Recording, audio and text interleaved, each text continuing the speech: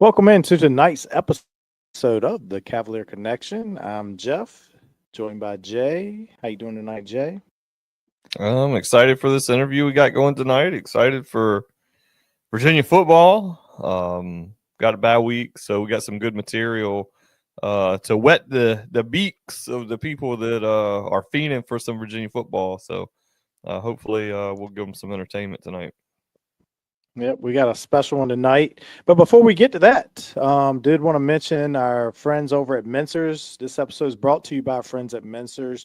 Make sure to go check them out on the corner in Charlottesville or at the Stonefield Shopping Center, or go online at mensers.com. You don't want to miss their special commemorative T-shirt from Virginia's win over Florida State. Excellent job by Mensers. They were on the ball real quick, so go check them out. Go pick that up. Go to thecavalierconnection.com. We have a link that'll take you right there. You'll help us out. You'll help Mensers out. Get the shirt, and if that's not for you, they got polos, any other T-shirt, any other hat that you could want, things for your cars. But Mensers is the place to go.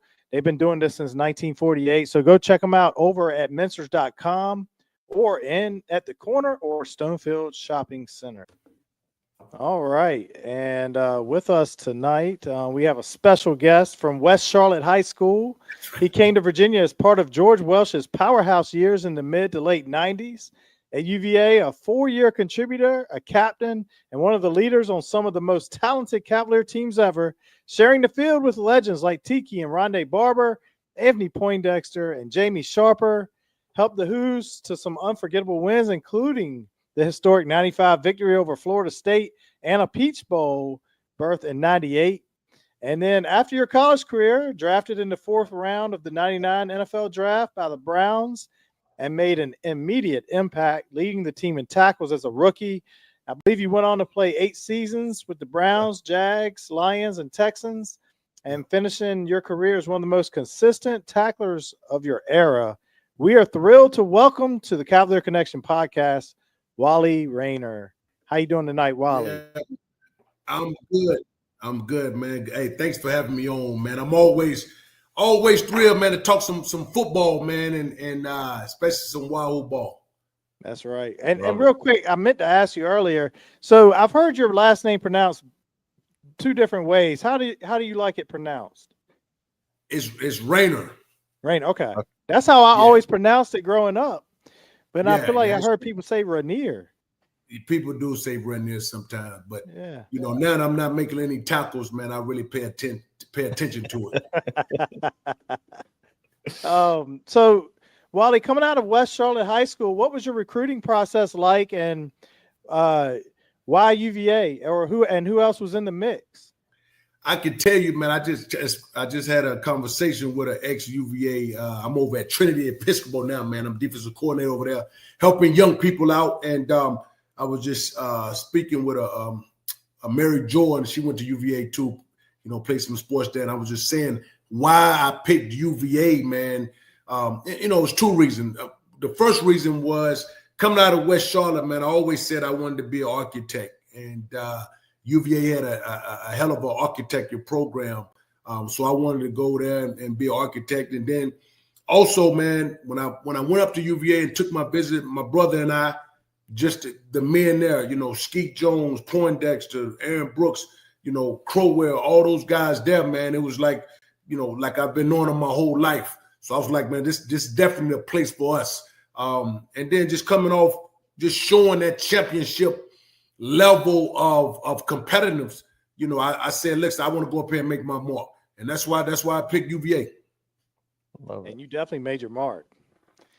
Yeah, man, it's funny, man, because I remember, and guys remember, I was coming in about 198 pounds, man, linebacker, but I was always strong. And I remember Coach Welsh, and I said, look, man, 44. And I should say 44 now. And Coach Welsh said, what have you done for us? I said, Coach, I'm gonna be one of the best linebackers that come through here. And I wasn't even there a month. And I told Coach Welsh that, man. So I tell young people, man, you speak it, you bring it into action. That's right. So we've had I know we've had Ball Hawk on, and he always has a funny Coach Welsh story. What was it like playing for Coach Welsh? And do you have any funny or memorable Coach Welsh stories you could share? You know what, man? I think every day was funny with Welsh. Like, we had our position coaches, but Welsh, he was almost like nowadays more the coaches talk to the players, like the head coaches. Welsh, he only talked to the running backs. And I never knew that he was a running back, man. I never knew that. So he always talked to Tiki and Thomas, hey, Thomas, baby, and Womack. And I'm like, man, why are you always talking to the running back, man? What's up with the linebacker love? Right. But I think just realizing that now that I'm older, like, man, he was a running back. No wonder he never talked to us, man. He always got on the linebacker's tail, but he was always good with the running backs. But man, every day, man, Welsh, we called him Wiggity Welsh. He would come in, man. He had this whole aura about him, man. It was hilarious, man. But he was a good coach. Yeah. So, you were on some of those great teams, 2 Peach Bowl teams, 95, 98. Hypothetical, the 95 team and the 98 team got to play each other. Who wins and why? Oh, man. You know what? That's the first time I actually just thought about that. I mean, I think we just had to go down by position, Tiki was there, but then we also had Thomas Jones, right? We had Casey Crawford at tight end. I think the line might have been a little bit better, but we had LaMontagne, no last name, was went on to play pro ball as well. And then defensively, man, we was one of the top, man. I mean, I can say this. In 98, the 3 games that we lost, I believe we was up 21 points. Yep. And so, I mean, from a defensive standpoint, myself, Thwee, Poindexter, Kearney, like we were some wolves out there. We got at it. So I know Sharp and them going to say we had a better defense, this, that, and the other, but it might be the 98 squad because we had everybody up 21-0. And I know Welsh was like, listen, we just run the ball. We don't need to score anymore. They didn't put any more pressure on these guys. But, man, I don't know. I'm going to say 98. All right. I like it. So when you were there, I mean, you've named a bunch of names already, and there's more. Did you realize, like, how many NFL players and how much high-level talent was there? Coming there, meeting Sharp and Furrier and Skeet Jones and Randy Neal before that, I just knew the linebacker core, linebackers lead the team, and they always had a hell of a linebacker core, and I wanted to be a part of that and come in and do my part. And I came in with my brother, and we had an Andres Corrales.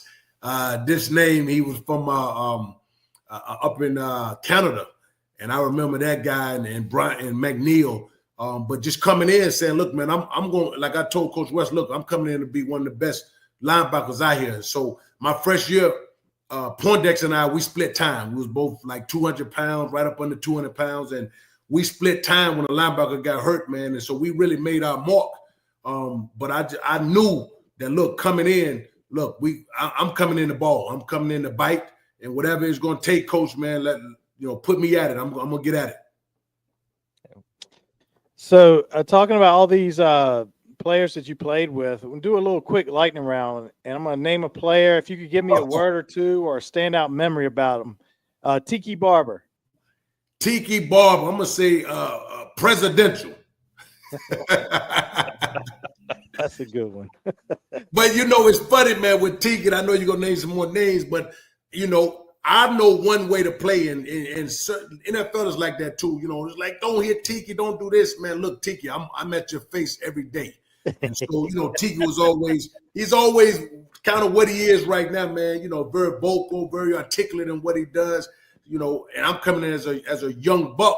Like we bumped heads a lot, but it's just much respect for Tiki and all the linebackers, all the running backs that came through there. Oh yeah. What about his brother Rondé? Day. Oh, man. Playmaker, man. Day, didn't talk a lot of trash, man, but loved the game of football. Hey, man, that's why he's got that yellow jacket, that gold jacket, man. Right. That's right. What about Jamie Sharper? Sharper, man, I can tell you. Probably one of the best linebackers that I played with, just athletically gifted, understood the game. Wasn't a big trash talker, man, but that's why he got him a Super Bowl ring, man. Understood the game, man. Is going to be in the right place, and I'm telling you, he's going to hit you too. James Ferrier. Potsy, oh man, probably the most athletic linebacker that I've been around. That's why he ended up, I don't know, he played like 15, 16 years. But I just remember coming in like, man, damn, this guy's athletic. The most athletic linebacker, again, loved the game, man, showed me the way, him and Sharper.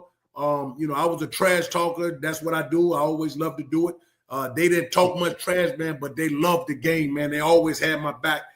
They know I was young when I came in. I'm going to set it off, and they're going to be right behind me, or right beside me. So it was always good. How about ball hawk, Ahmad Hawkins? Hawk, oh man, Hawk gonna talk with the best of you, man, but he's gonna get it done. The biggest memory, like I say, with Hawk, man, is coming back, playing Virginia Tech and him catching that ball, man, and sliding on his knees, man, and just Hawk, man, ultimate team player, man. I love that guy. Oh yeah. How about Mike Groom? Me and Mike had a love-hate type of relationship, right? But I honor and respect him. Coming in as a freshman, again, him and Tiki were the captains. And like me coming in from West Charlotte, man, I look, man, prove it, right? You got to show me. Like, I'm coming in, man, look, man, y'all ain't really won nothing. Man, you don't talk to me like that, right? You got to show and prove.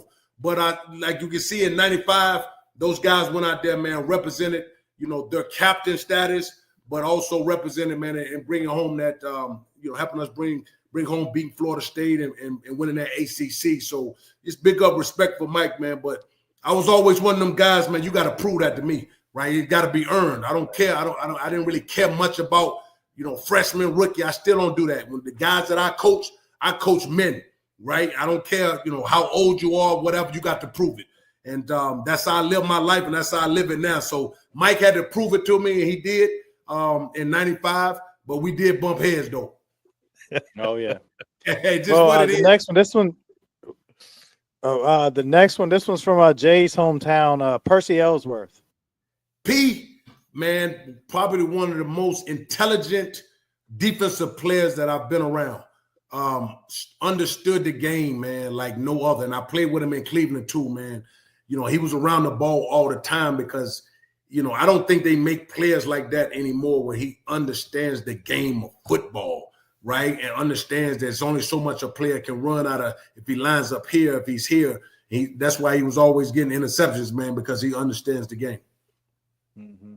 This one's my favorite Virginia quarterback of all time, Aaron Brooks. AB, still, that's my guy, man. AB, I'm going to say, man, a humble warrior. Sitting behind Sherman in 96, we thought he should have been playing.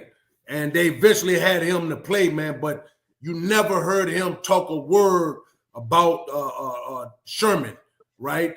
Stuck, waited his time out, came in and then got busy, man, and ended up, getting drafted 4th round, playing what he did in the NFL, a Saints Hall of Famer, but a ferocious competitor. He talk a lot of stuff too that people don't even know, man. But as a quarterback, man, one of the strongest arms. When he got in the NFL, they compared his arm to Brett Favre because he broke a lot of fingers his rookie year. Oh yeah, wow, yeah. How about Pete Allen? Petey Pete, man, one of the best guys and one of my mentors when I came in. One of the hardest workers, best guy, quickest guy that I've been around, man. Biggest heart, right? Saw him at the last game when they beat Florida State here a couple of weeks ago, and just hugged him up, man. That's my guy, man. Big mentor. One of those guys that helped me along when we start talking about coming to UVA and from an academic standpoint, but also being a man. So big up respect for Pete. Yeah. A couple more. Thomas Jones. TJ, man, listen, like my brother, right? Just the the family that he comes from, hardworking, coal miner son, never retreat, never surrender, being on that side of the ball, loyal, respectful, honorable, right? And gonna give you everything you got, man. That's my brother, man. I just spoke to him yesterday again and love that guy, man. And still sharp and still.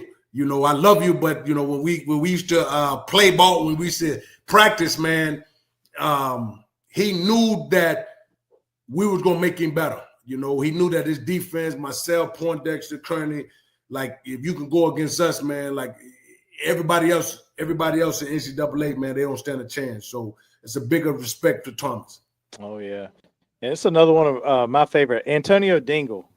Dingle, North Carolina, coming in as a freshman, man. Dingle, man, one of the most athletic big men that you can ever see. Coming in as a kid, man, he used to do backflips. I'm like, man, I wasn't used to big guys, 320 pounds, man, doing backflips. I didn't know he could do a backflip. That's crazy. Doing backflips, dunking the ball. One of the most athletic big men that I ever been around. So, everybody has their own stuff. When he was at UVA, man, he was a little different, right? But on the field, that was my guy, man. That was my guy. Last one, Anthony Poindexter. Oh man, that's my brother right there. That's my guy, man. I'm gonna tell you this quick story, and I tell people, I tell young men this. This is why I love football. Football breaks down all barriers, and if the world was a locker room, it'd be a better place. And I remember coming in as a rookie, man. I'm coming in with my hair on fire. And people telling me to slow down, and they telling me to slow down. I'm telling them, man, I'm not going fast enough. And they was like, man, it's another guy, man. It's another guy like you. I'm coming in straight out of West Charlotte, and it was like this guy Poindexter. I never met Dex, right? I met him, but we didn't like really kick it like that. And he would come over, man, very, humble guy, man. Hey, how you doing, man? I'm like, man, how you doing? Everything good. I'm like, this guy right here. And so I'm like, where you from? So he telling me I'm Forest, Virginia. I'm like, all right, we'll see. Man, listen. We put the pads on. Ooh, Poindexter, man. And I played with some very heavy hitters in the NFL. He was the hardest hitter that I can say, playing 8 years in the league, playing guys that went before him, a guy that loves the game, true brotherhood. I don't know much, just so much to say about Dex, man. The best player I ever played with. Man. Made me up my level, right? And everybody that's around him loved the game of football, honorable, right? A true brother's keeper, man. That's my brother, man. To myself or him have no more air in us. I know we love Coach Elliott now, obviously, and we supported him, this whole time. But when the search was going on, I know we were kind of hoping for Dex to be the one to, because we love these. Your era is like the names that y'all just talked through. I mean, good gosh, I mean. It don't get no better than that for somebody like me and Jeff, I tell guys, man, I went back 2 weeks ago, man, and I remember I'm like, I'm telling my son, man, look, man, I used to, these guys don't do it anymore, but I used to jump up, and they were like, get down, you can't be up there. I had a tower, man. I jump up on the stadium, and we get it going. So we was really in it for the fans, man. And not that the young men are not now, but with social media, I think sometimes they kind of get numb to it, right? When the fans came out to us, man, it really heightened our endorphins, man. We was really jacked up, man. We really played for you guys, man, every snap. And those guys are doing a good job for that right now, man. I think that camaraderie, and Coach Elliott's doing a good job. But I just know in that era, man, like we was willing to die for those swords, man, and the fans. And we trained that way, and we played that way. And you could tell by our play. It was heavy contact. It was violent contact out there on the defense. For sure. So I'm going to ask you about a couple of the games here. Obviously, I got to start with 95 Florida State. You know, we just had the big win over Florida State. And it sounds like you were there. We actually ran into Pete Allen after the game. We've interviewed him, and we got to see him as he was leaving the stadium the other night.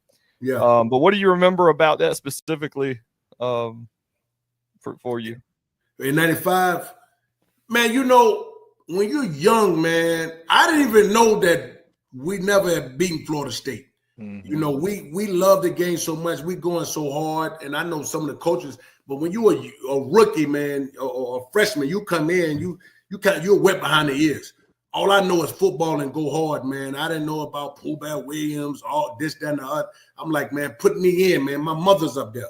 But that tradition, right, and the camaraderie that we had, with Pete Allen and those guys, Mike and Tiki and them.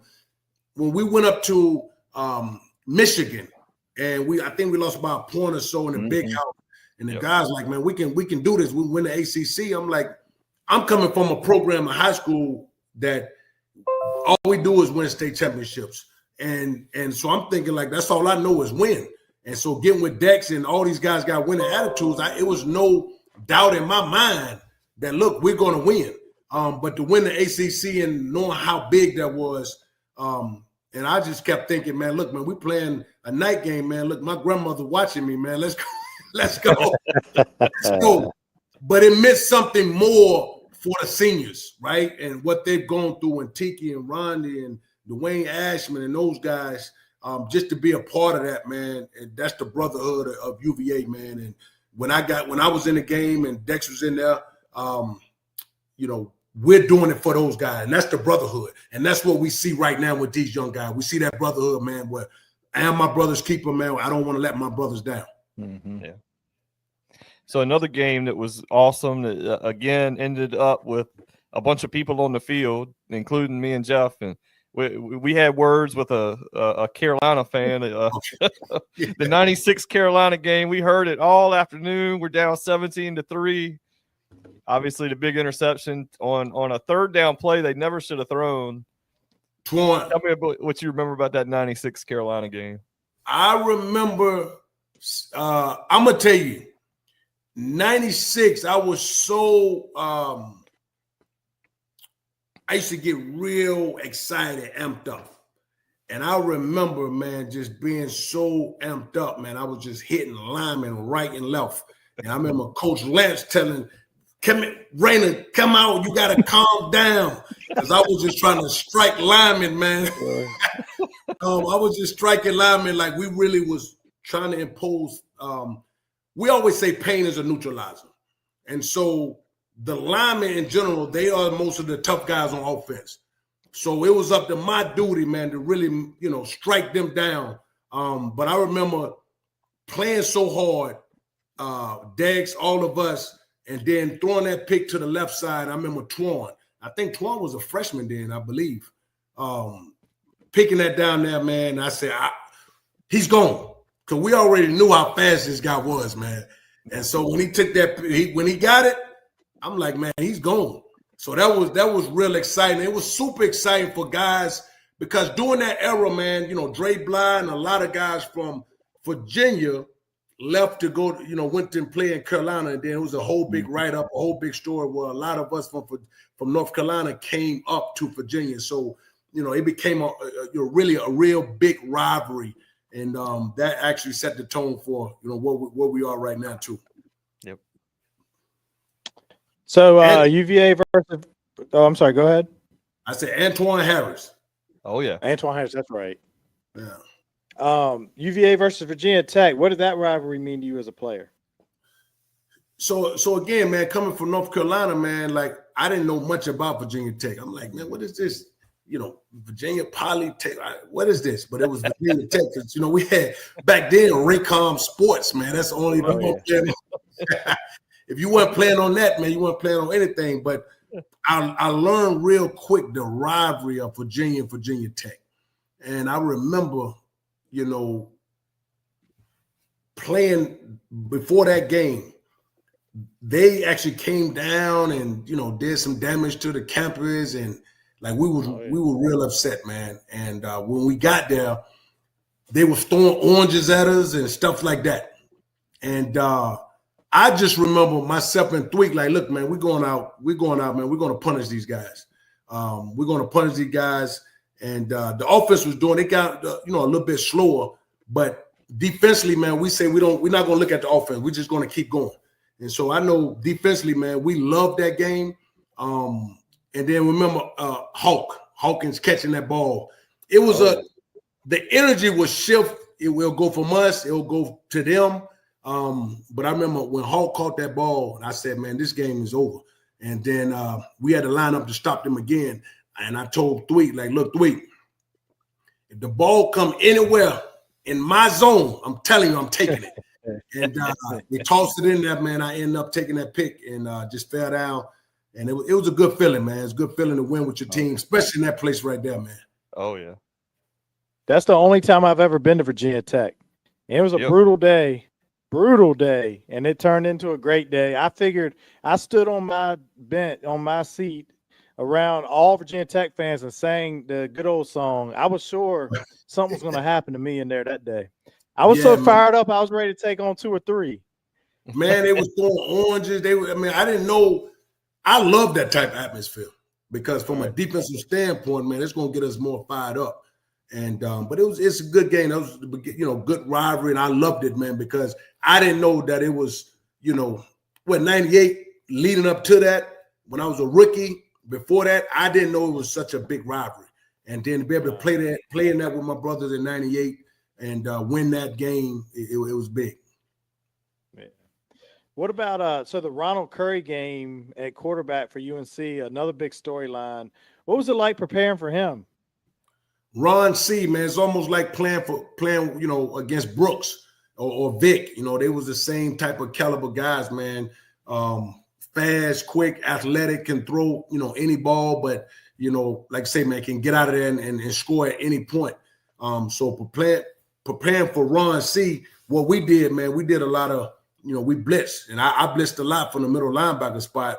And I learned how to blitz. And I say this, man, I don't know if Sharp will see it, but I learned how to blitz from Sharper and Posse, man. I used to go too wide on blitzes. And I started studying those guys like, man, how the hell are they getting all these damn sacks, man? I know I'm in the middle. So I started looking how they kept it real tight. So I said, man, look, I'm going to get me a couple on Ron C, man. I'm going to keep this thing real tight, and this tackle is not going to see me. But, yeah, it was tough playing against Ron C, man, but it was all love because he almost came to Virginia. Oh, yeah. It was good, though. Knowing that Brooks was there, I thought he made the right choice. He got booed. Yeah, if I remember right, he committed to UVA, didn't he? And then decommitted? Yeah, he did. He committed to UVA, but him and Vic understanding that, they got one of their brothers already there that's doing a hell of a job, man. I'm going to go somewhere else and shine my light. So, that's respect. Always respect for Ron. Yeah, Virginia fans now kind of get a bad rap, but I don't think I've ever heard a stadium every single play that Curry touched the ball, it was loud boos the whole game. It never let up. I've never seen anything like it. That is true. I've never seen Virginia fans boo, in my 4 years there, every time he touched the ball, it was a boo. I thought it was going to last, I thought it was going to be like a first quarter, second quarter thing, but no, it lasts all the way to the end. I remember that. That's a good memory. Yeah, I remember that. He really hurt some feelings. Yeah, he did. He did. I've never seen that before. Usually, Virginia fans that do something and then it goes away, before the game is over with or even the half, but that was the whole game. It was. Oh, yeah. Yeah. So, like we talked about, the 95 and 98 teams both went to the Peach Bowl. Both outstanding games. Jeff and I we made the trip to Georgia for both of them. I had to break Jeff's heart because he thought the field goal was good in 98, and I had to look at him and say, no good. Yeah. What do you remember from those two games? I'm going to tell you, man, 95, the 95 game, man, I remember that, but the 98, I remember the main thing 95 is Pete, right? Pete taking that ball, man, and just take I went like 80, how many yards, you take it back, man. But that was super big. And I was like, man, I cannot believe. That's why I love this guy. Smallest guy with the biggest damn heart.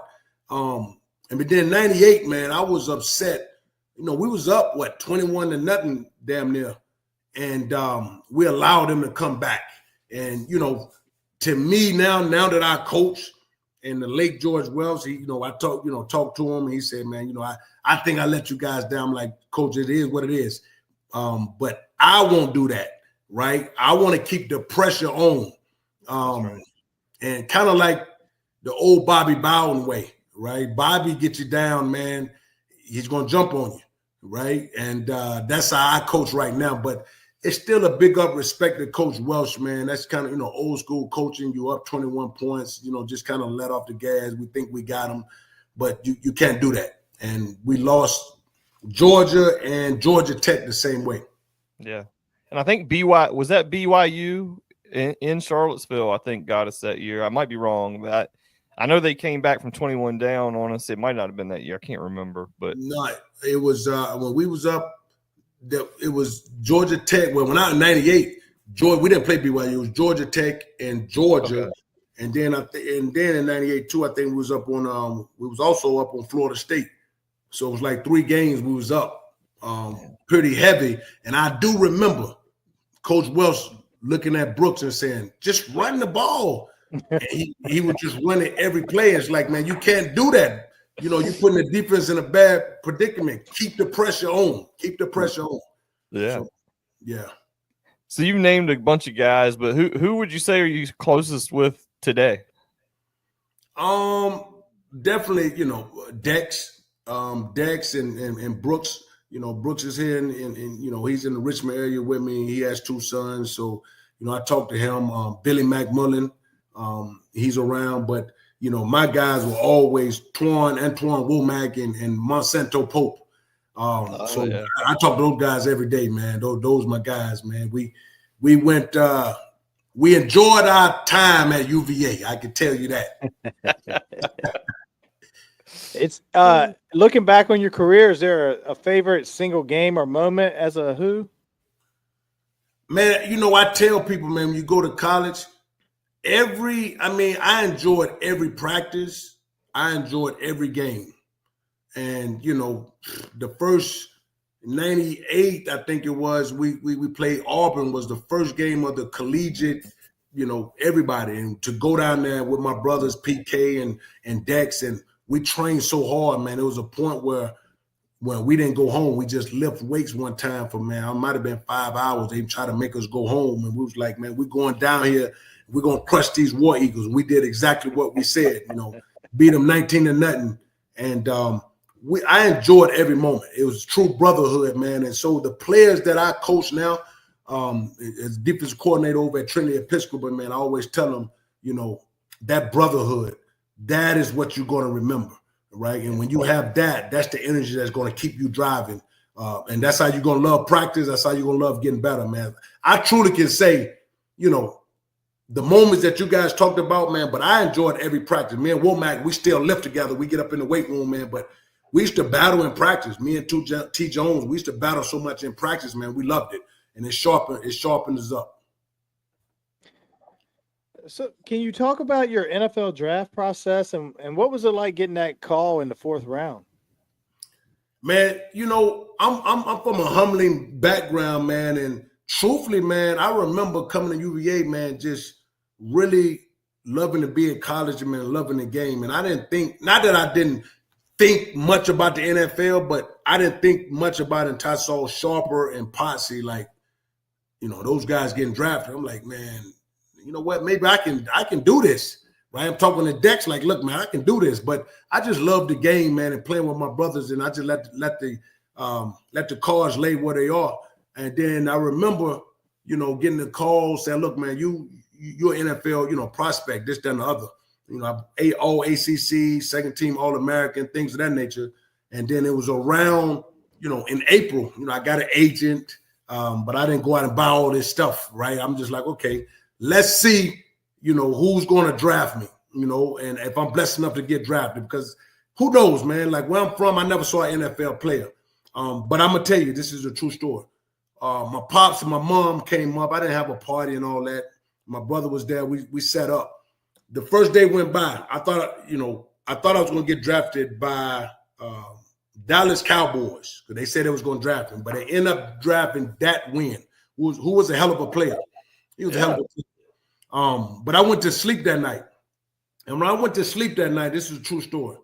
I had a dream that I was playing in an NFL game.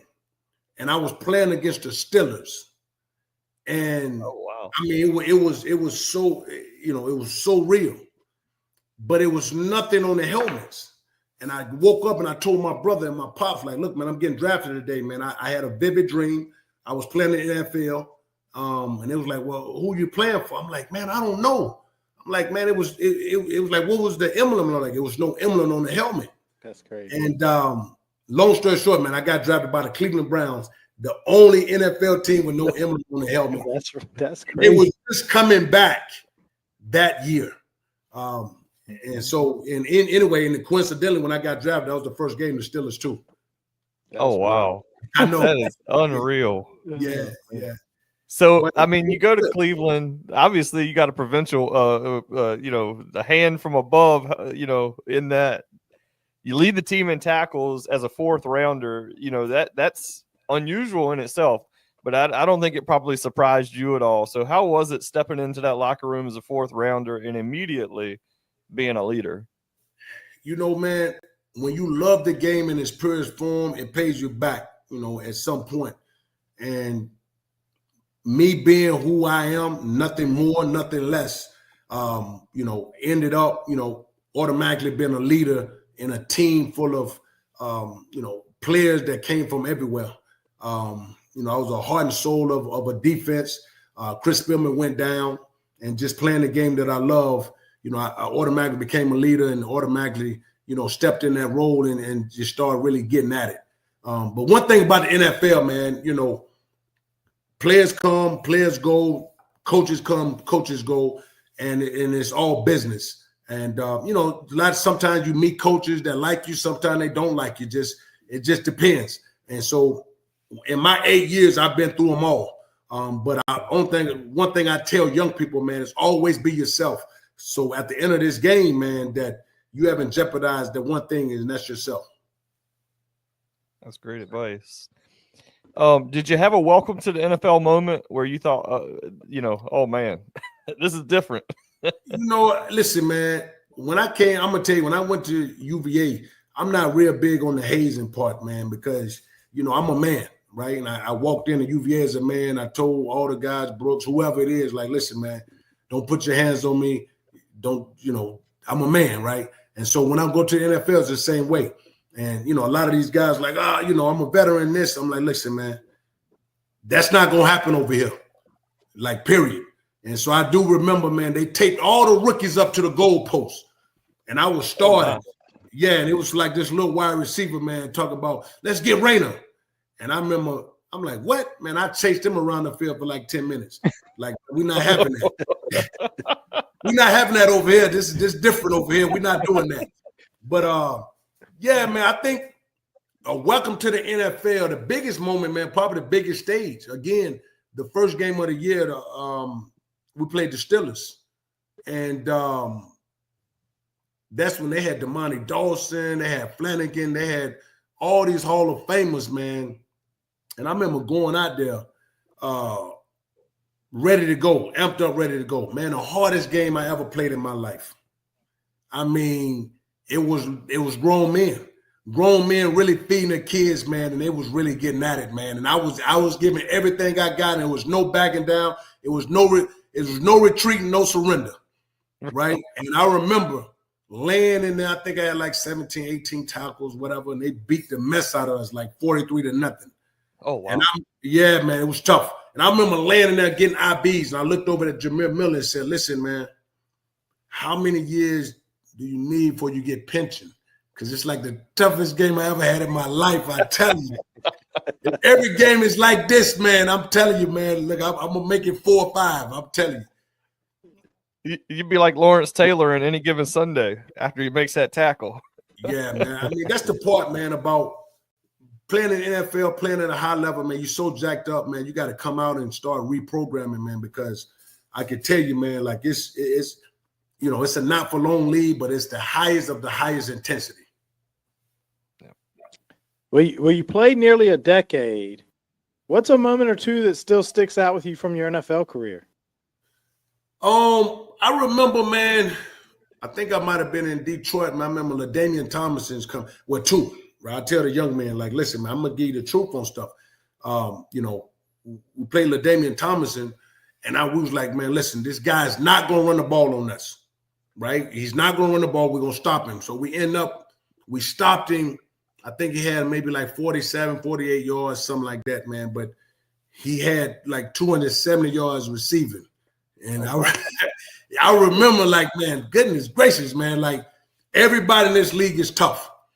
And you got to have respect for them. You got to have respect, man. And so, if you got an ego, everyone has a little ego when you play that, man. But if you need help with something, man, you better say it. Because, like, man, get out on that guy on the island, man, him and Marshall Falk, I tell the young man that I coach, man, I told a guy, I got him. I didn't have him, right? He ran an F under, man, and bumped his head on the goalpost, man. So, it was some great running backs back then, man.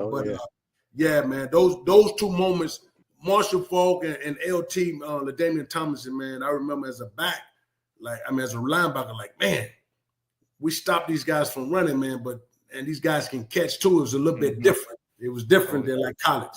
Oh yeah. Those are two great ones. So your boys are playing college football now. How's it feel seeing them play at a high level?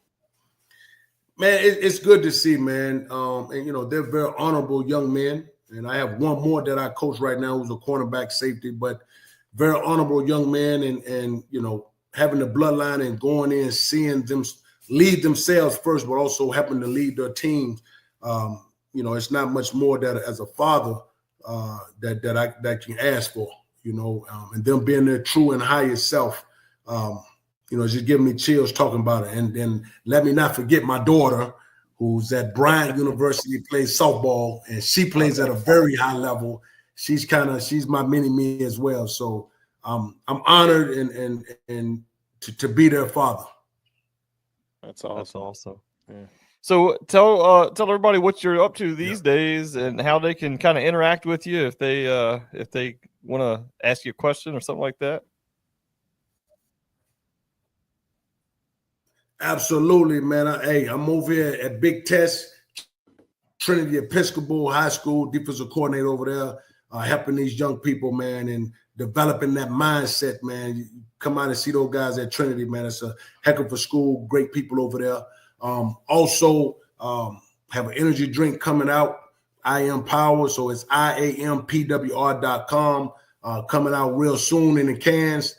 You want to make sure that you get that energy, make you go, go, go, just like the 1998, right? 1998 Wahoos, go, go, go. And I am on Twitter. Yeah, I'm on Twitter as well.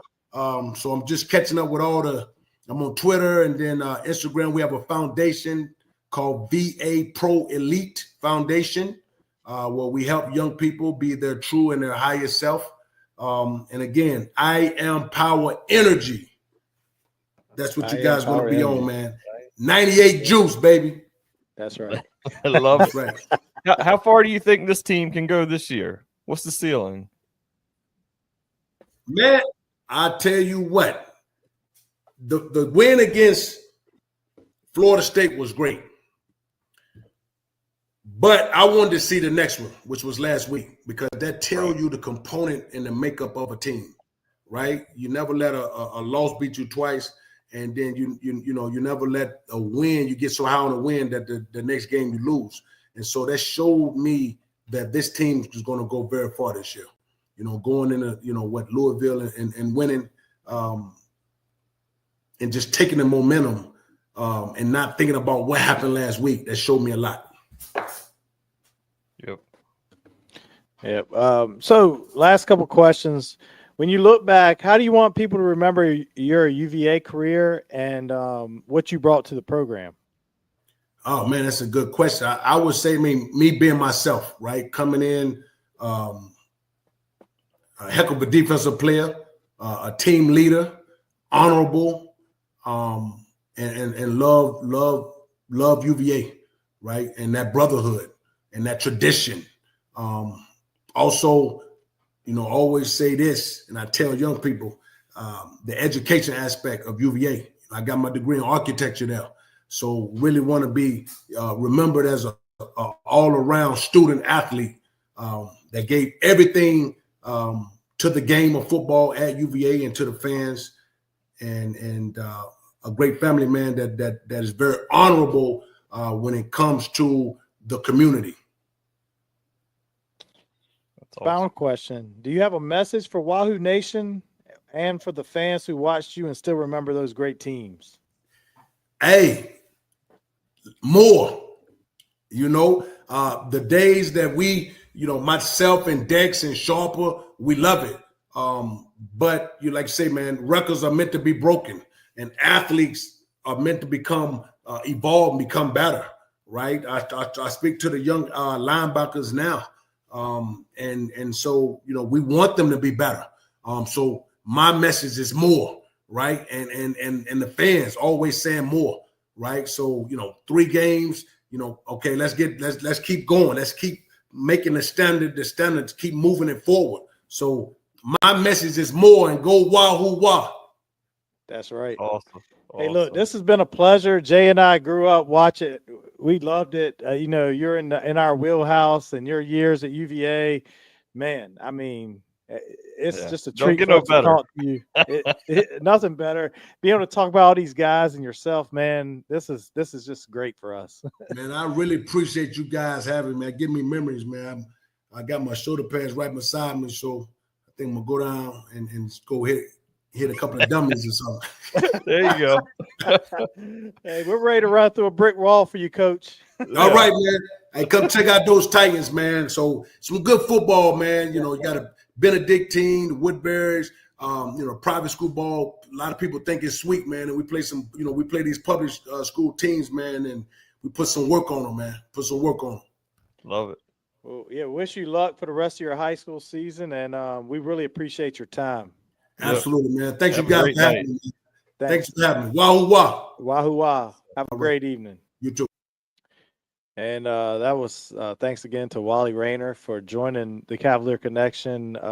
Treat for Jay and I for sure. Jay, any specific thoughts?